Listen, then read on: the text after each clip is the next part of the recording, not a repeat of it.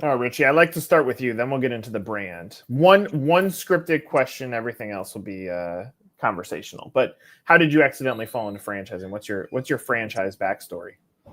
Well, I am third generation in the heating and air business here in Myrtle Beach, South Carolina. My parents owned a heating and air company. My grandfather was in the trades before that with the civil service after World War II.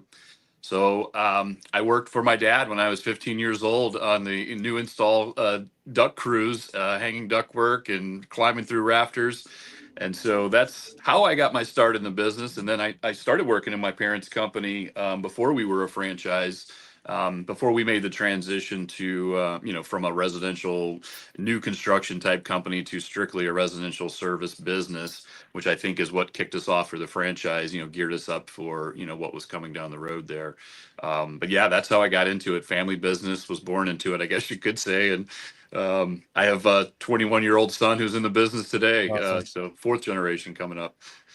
So go back to you and your parents deciding to franchise this business. What drove that? Like, obviously, I'm sure there's some internal conversation about how do we grow this thing, but what was the driver to even go down the route of franchising? Yeah. So, obviously we were a mom and pop organization. We had belonged to a organization called Contractor Success Group, and that was more of an affinity group, best practices, if you will.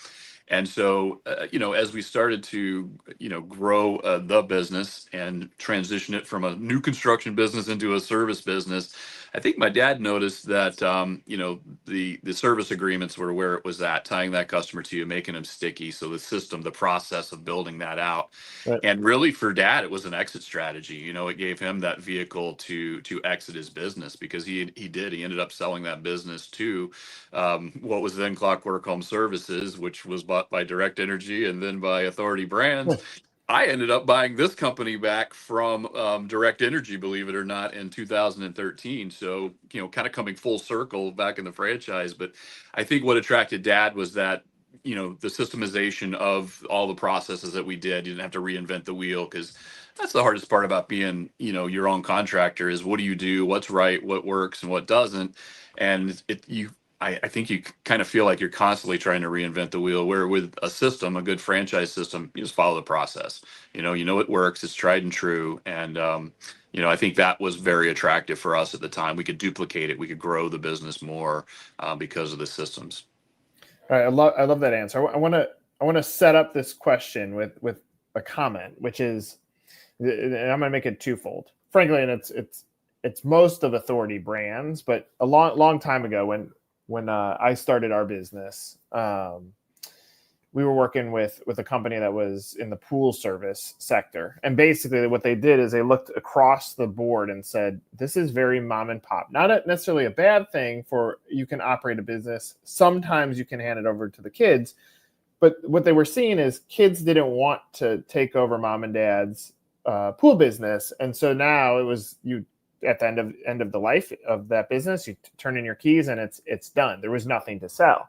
And so what they were looking at is, how do we take a fragmented segment and do this? The reason I bring that up is because I think it's very similar here in HVAC, that it is a fragmented segment. And for your dad to have the foresight to say, we could continue to have this business, but the value or the valuation at exit is not going to be what we want it to be. Let's go down the franchise route. And that's as a franchisor. And then I flip it all the way over to the franchisee. It's got to be the same thing for anybody that could be watching this right now, whether you're independent or you've grown up in a business or you want to be in this business segment.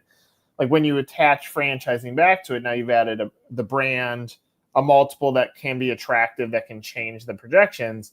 And then the last part of my long-winded statement is, like, I hear legacy in this story, that like multi-generational businesses, your son's now involved in the business now, that's part of I think that's part of the magic of some of the tradesman type businesses, is that kids actually do want to be in it and they see the potential. They know what it feels like to be their own boss. So I said all those words. I want your just comments on it more than anything. Well, I can give you a really first-hand, glimpse of that with my own son. We went to the Authority Brands convention earlier in this year. He said to me, he said, "Dad, I had no idea."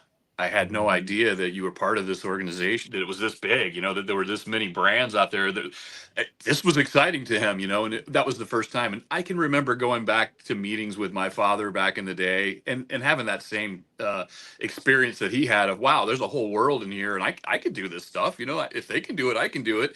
And that really brings you back to the network, which I think is the most powerful part of any of our brands, is that network of owners that talk to each other. One of the reasons I enjoy my job so much at Authority Brands is I'm not just the VP of operations here. I'm also a franchisee. So when I'm talking to these guys, sometimes I'll take my hat off and say, look, I'm talking to you as another franchisee. Mm-hmm. Here's what I would do in this situation, or here's what I've experienced in the past. And it's not just somebody reading it out of a book. It's like, hey, I've been where you're at. I've done this, and we have that all throughout the network. So I think for young folks coming in, it's like, what do I do? Do I have to reinvent the wheel? Look at all the hard work mom and dad did growing this thing up. I don't want any part of that. I want to run this business. The franchise organization gives you the systems and things that gives them the comfort level that they've got that network to support, and give mom and dad the comfort that, hey, the kids are going to be okay running this because they've got a system to run it by. So I think that's just one avenue, that where franchising does help in that area. I mean, it's certainly has for us anyway. It's been an eye opener. I heard something else in your opening story that I love, and you said we sold the business and we bought it back, or I bought it back, and I think about that a lot as it relates to franchising, and I'm going to use McDonald's as an example. And actually, I had this conversation with some of the leaders on the franchise side at McDonald's. I said, if you go back to what made McDonald's special, you knew who the owner operator was in that market. You knew that this was Nick's or Richie's McDonald's, and it was very front and center.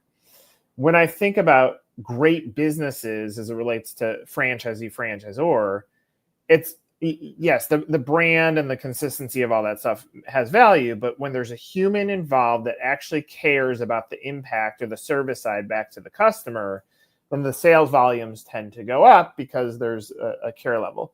When you were going through the process of buying back the business, were you buying it because they lost touch with the value of owner operator, and therefore you could pick it back up and reinvigorate it? Or what was that driver that gave you the ability to even just buy it back? That's such a great question, a deep question. I've got a good answer for this one because I experienced it, and I was actually asked by our CEO at one point back in the direct energy days. He said, "What makes the difference? How are you able to make this business profitable and run?" And as a retail shop, they were having struggles, and I said, it's real simple. On day one, when I met with all 37 employees from the business, said, "Hey, good news, bad news situation. Great news is I bought this business, and we're going to, recapture everything here, and we're going to, go take that hill. Bad news is we got payroll next week, and I don't have a lot of money left after buying the business, so we got to make it work." And I painted a vision, guys. We're growing this $20 million business. I put 20s in the corners of every room, and I would point to it and say, "That's where we're going. We're going to grow this thing to its, full capacity. What we believe this market can bear as the dominant player." And we had a vision. And so I think that's usually what that owner brings, is a vision, that light to the company, that this is what we're doing. This is what we're becoming and building. And let's face it, everybody wants to be part of something larger than just themselves. And when you have an organization that, where the vision is constantly painted and people can see and buy into that vision, and they want to be a part of that, that's where that culture just pops, and I've seen it in many locations. Our Las Vegas location is probably one of the best cultures I've ever seen. Was our very first 1 hour location. I was privileged enough to be the GM there for a couple of years. But today it's one of our retail locations, and probably like our crown jewel, because they've got their own call center. They've got their install department has its own culture. I mean, it looks like they have so much fun when you look at them on Facebook, but it's genuine. It's not, they do this because they're a team, and they love each other, and they work together very well. And you can just feel that culture. It comes through, right? And so I think that's what the vision, brings. Yeah. Well, I'm glad you touched on the culture side, because like another thing that I'm hearing from, and obviously I like listening to an opening statement and unpacking things, yeah. But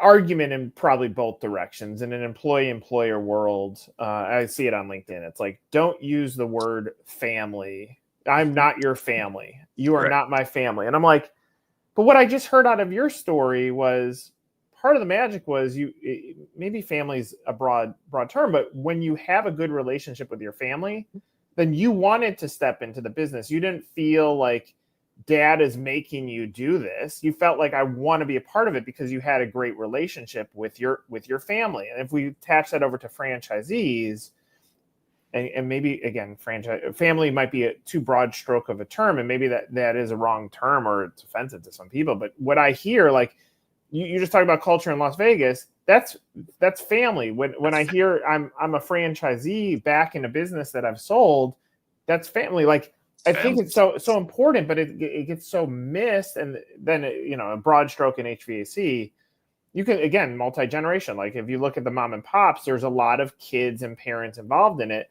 which is family. So I guess my overall question is that okay? And is that part of the magic when it feels like inclusive, maybe, if I have to use a different term?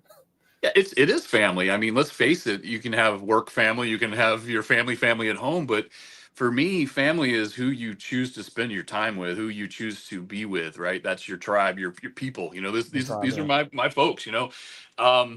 I don't think if you've stopped any one of our employees and say, "Hey, are we a family?" There would be no. I mean, it would be absolutely yes. This is family. We've had folks that would, let's say the grass is greener, they go work somewhere else and they come back and they want to, be reemployed. And it's like, I just want to come home. I hear that. I want to come home. And so when you create that environment that it feels like home, yeah, it's family. You're darn right. It's family. It is family. 100%. I think, you know, if you I think if someone's disgruntled and they say don't call me family, then obviously there's a cultural issue there, and it's a dysfunctional family at times. I'll give you that.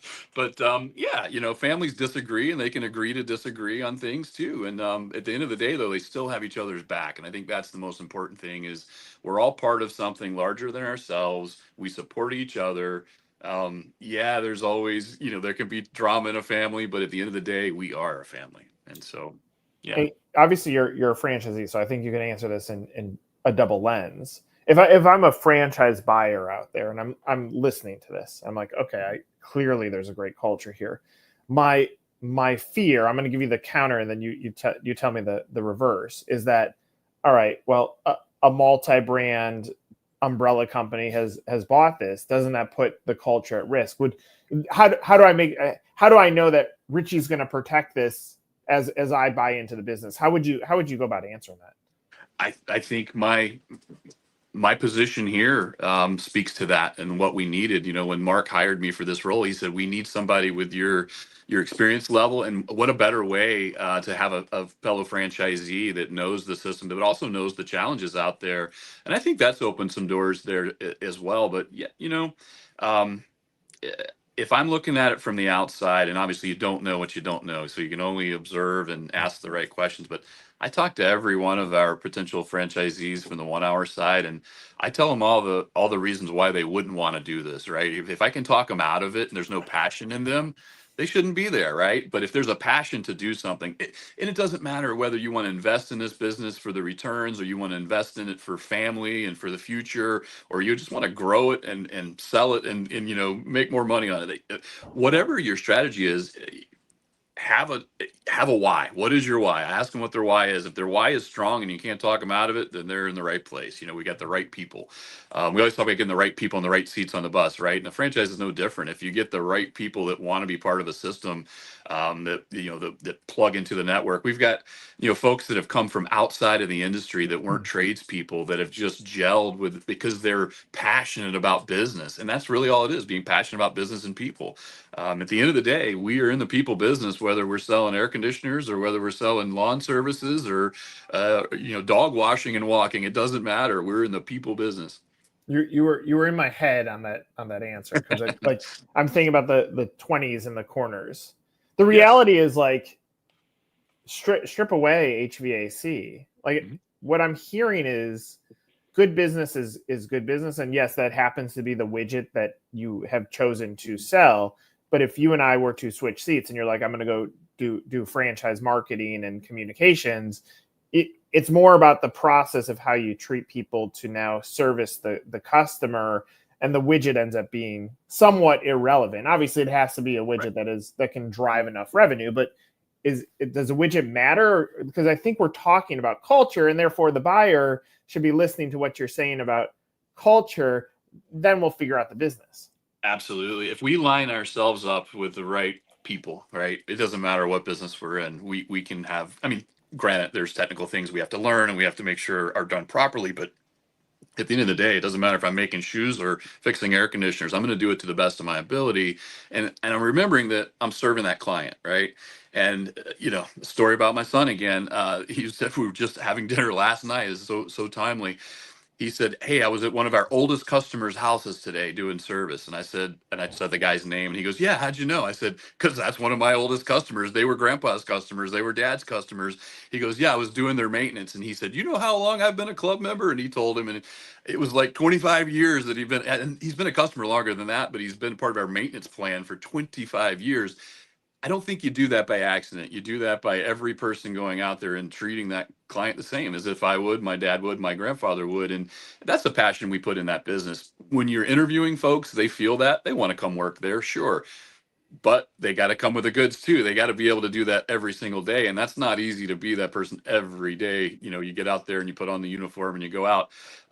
It's work, and so when you put pride in your work and you're proud of that relationship with your customer, at the end of the day, they're our ultimate boss. They make a decision whether to hire us or one of the other 100 contractors in our marketplace. What makes the difference? It's always a person, so we focus on the people quite a bit. Yeah. Well, it crossovers to the franchisee as well. That if the franchisor takes that same philosophy, I love the concept of giving the customer the pickle, and then when you don't, on the opposite side, like a real scenario, we went out dinner with family last night, and there's a percentage. It was 3% added to the bill for an admin fee. Doesn't describe what it is. Nobody told us it was going to be added. It's not. It's pennies.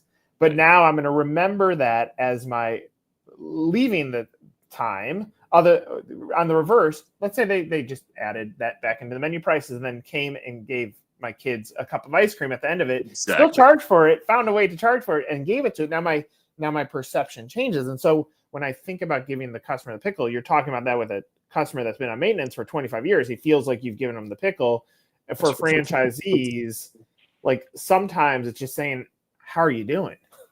Yeah, it's a conversation. I have quite a few conversations you can imagine every week with different franchisees. Usually it starts with, "Hey, how are you doing this?" or "How are you doing that?" And, I like to back down a little bit and be like, "How are you doing?" It's like, how's life? How's the kids? How is everything outside of the business? Because a lot of times when I find there's business problems, it stemmed from something else. I brought my problems to work, or Sally brought her problems to work. And it's always people, right? And it's always people. So we are in the people business, no question about it.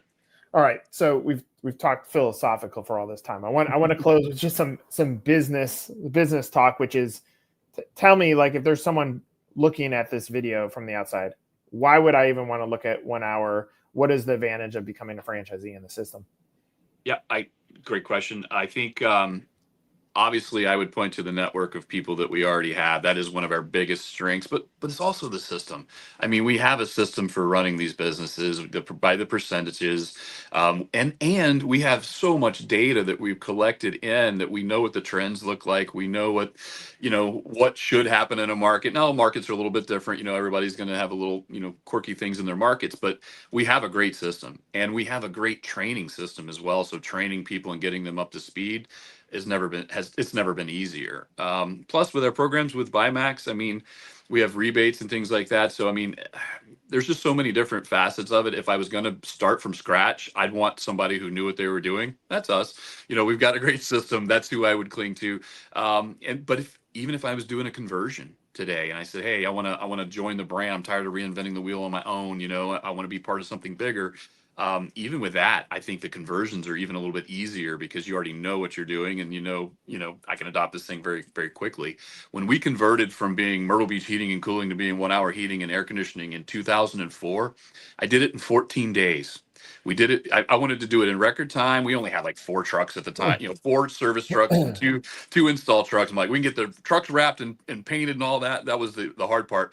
We sent a letter out to our customers and said, hey, we're changing our name, and here's why. We're 1 hour heating and air conditioning. We're giving you this on-time service guarantee. We're standing behind our work, and we're part of a national footprint now. And it was just a boost. It's like, hey, we're not going anywhere. We're here, but we're giving you this higher level of service. So if you're thinking about a conversion, you're like, what would that look like? That's exactly what that looks like. And, our customers were like, wow, that's cool. And then they started experiencing, our service guarantees, and they really liked it. So I think people still want on-time service. They don't want to wait around all day.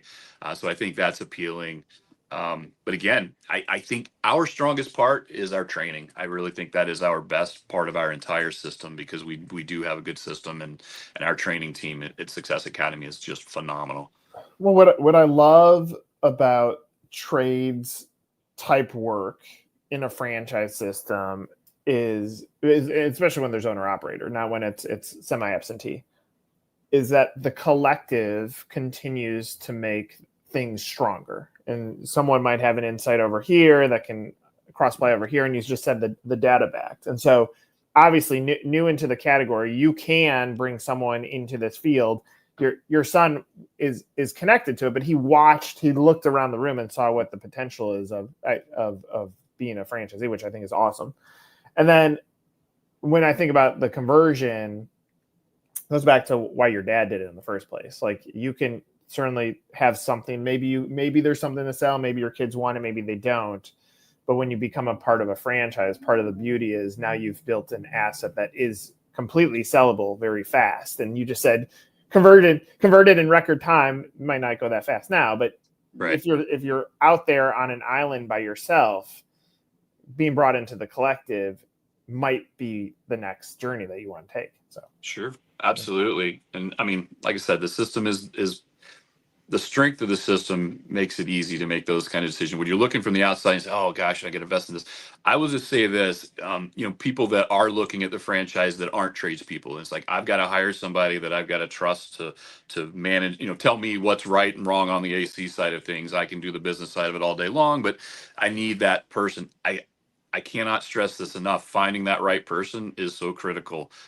What we always say, you got to kiss a lot of frogs to find the princes, right? And some people are like, I interviewed 3 people and this is the best one. I'm like, that's the best out of 3. Give me the best out of 30, and then we can talk, right? So, find that person that's the right cultural fit for what you're trying to build, because you're going to build that culture off of them as well. And if you guys are in lockstep, then you're going to be unstoppable. We've got some new franchisees that have come from other spaces that have done just that. They've hired that key person, that key player, and the ones that gel and they get it, their cultures are going off. I mean, franchise of the year last year was, rookie of the year last year was in that scenario, and these guys are just killing it out in California. So, finding the right people. It's always going back to the people, right, and building that culture. I'm glad you ended with that. My final statement is this, and I overuse it, but in this scenario, I think it makes sense. You bet on the jockey, not on the horse. And your story that you have put your money where your mouth is as a franchisee, you're still with the company, even though it's traded hands. Like, there's something magical about that. And then how excited you are to talk about other people's cultures. The combination of the cultures, the ads of the cultures is connecting back to what the widget is that you guys sell. And frankly, I love these types of conversations. I love that you're a franchisee still. Richie, thanks so much for sharing some of your story with us today. Thank you for having us. We really appreciate it. And, as like we say, it's a great day at 1 hour, right? Love it. For Richie, I'm Nick. It's another Meet the Franchise. Take care.